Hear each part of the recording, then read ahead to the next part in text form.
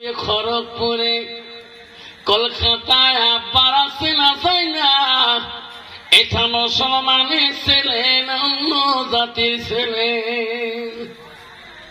বাজারে গেলে চেনা যায় না, শহর বন্দরে গেলে চেনা যায় না, এটা মুসলমানের মেয়ে না অন্য জাতির মেয়ে।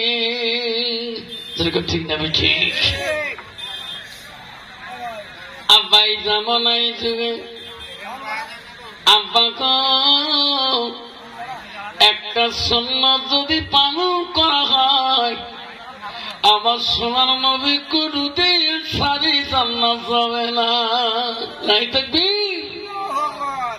সেই জন্য বাবা আমার সোনার চান আমি আরেকবার সালাম দেব, যাতে আওয়াজটা ভূমিকম্পর মতো এসে যায়। আসসালামু আলাইকুম ওয়া রাহমাতুল্লাহি ওয়া বারাকাতুহু ওয়া মাগফিরাতুহু। যা হোক, আজকের এই বাৎসরিক ধর্মীয় সভার যুবক কমিটিদের মেহনতে, আজকে সমাজবাদীর মেহনতে, অঞ্চল বন্ধুদের মেহনতে, আজকের জালিসুর রহমানের সুনামধন্য সভাপতি মহাশয়কে আমি আমার অন্তর থেকে তাকে সর্বপ্রথম সালামটা দিলাম।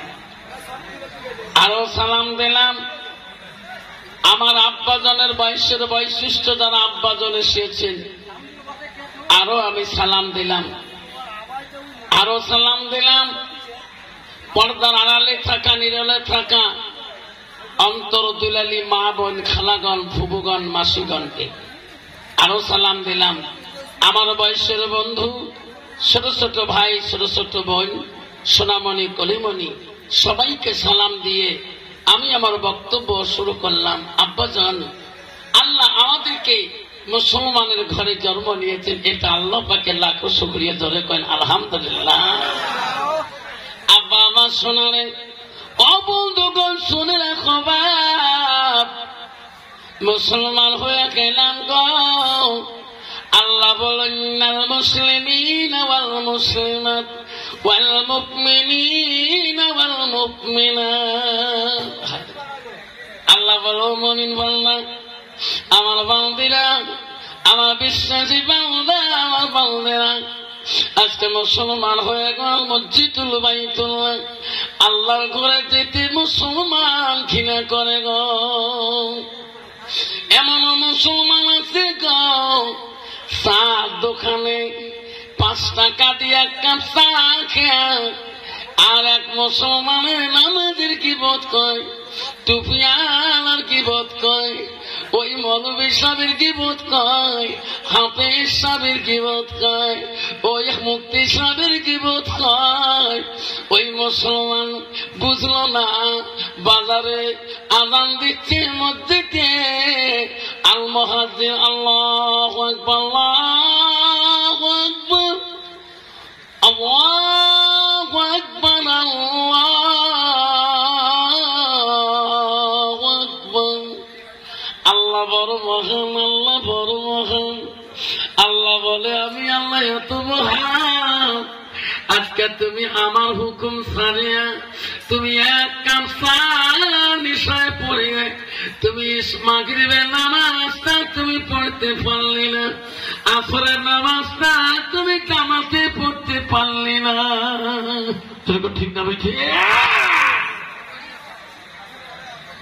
তোমারি দুনিয়ায় দুশ্মনী নীল, সে দেখো রহমান, কাফেরের হাততে নিধন হইতাছে কি করে মুসলমান। মসজিদ ভুলিলাম, মাদ্রাসাও ছাড়িলাম, মাদ্রাসাও ভুলিলাম, মসজিদ ছাড়িলাম, তাই তো এত অপমান, কাফের হাততে নিধন হইতাছে কি করে মুসলমান। কোরআন ভুলি দিলাম, হাদিস সারিলাম, তাই তো এত অপমান। কাফিরের হাততে নিধন হইতাছে, কি করে মুসলমান। ঠিক দেবে